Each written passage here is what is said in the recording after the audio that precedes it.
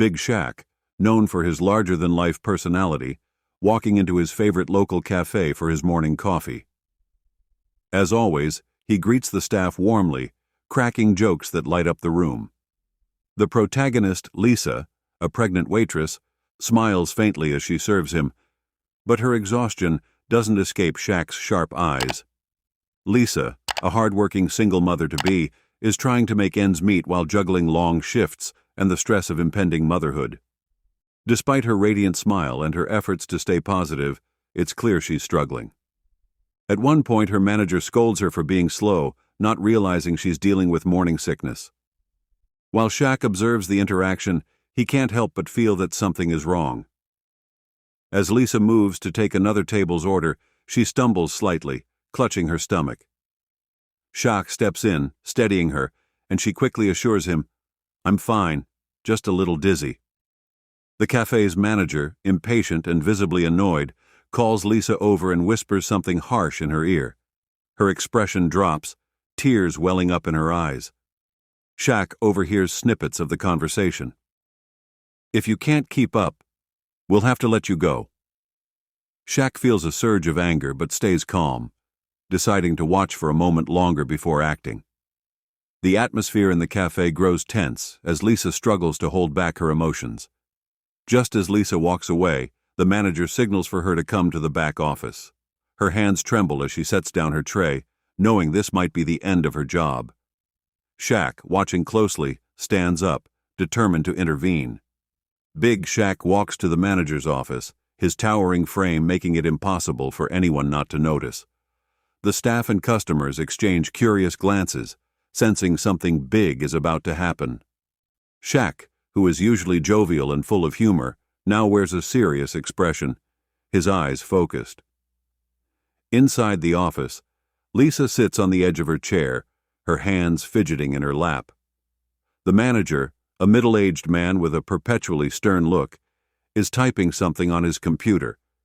He finally turns to Lisa and sighs, saying, "Look, Lisa, we've been patient, but if you can't meet the pace, this isn't going to work out.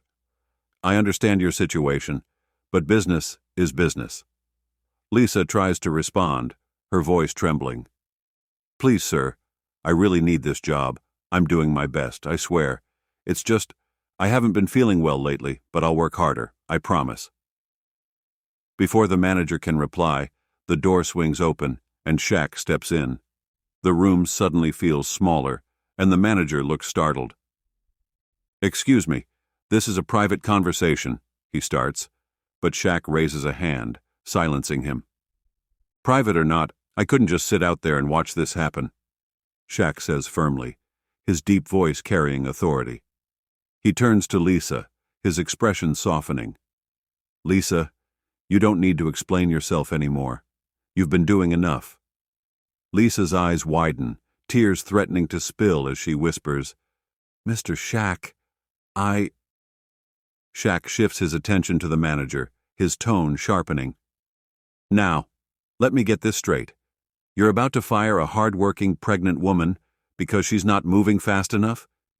Do you even hear yourself? She's here every day giving her all while dealing with something you'll never fully understand." The manager stammers, trying to defend his position. "It's not personal. It's just that we have standards and—" "Standards," Shaq interrupts, leaning slightly closer. "Your standard should be compassion. Your standard should be taking care of the people who make your business run. You want to talk about standards? Fine. I've been in this cafe enough to see that Lisa is one of the kindest, hardest-working people here. She treats your customers with respect, even when you don't show her the same courtesy." The room goes silent. The manager looks down, clearly flustered. Shaq straightens up and looks around the small office. "You know what?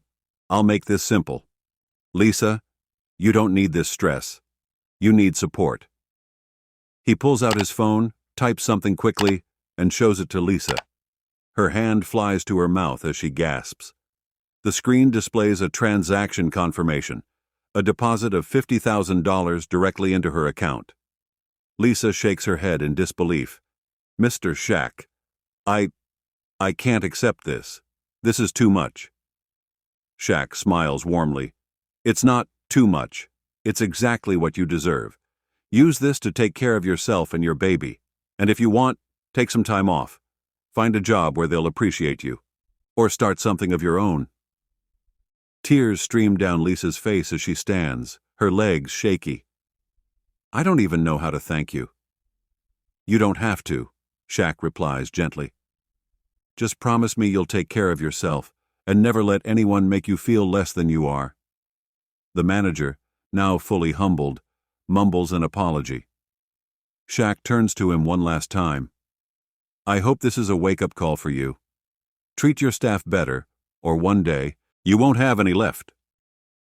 As Shaq and Lisa step out of the office, the cafe erupts into applause. Word of what happened spreads quickly, and Lisa becomes a local hero, a symbol of resilience and hope. Later that day, Lisa sits at her tiny kitchen table, looking at the deposit in her bank account. For the first time in months, she feels a sense of peace. She places her hand on her belly and whispers, "We're going to be okay." The story ends with Lisa receiving a letter a few weeks later, a handwritten note from Shaq. Inside is a message that reads, "Don't stop believing in yourself. You're stronger than you think. And if you ever need anything, I'm just a call away." Lisa smiles, folding the letter and placing it in a box labeled "Memories to Share with Baby."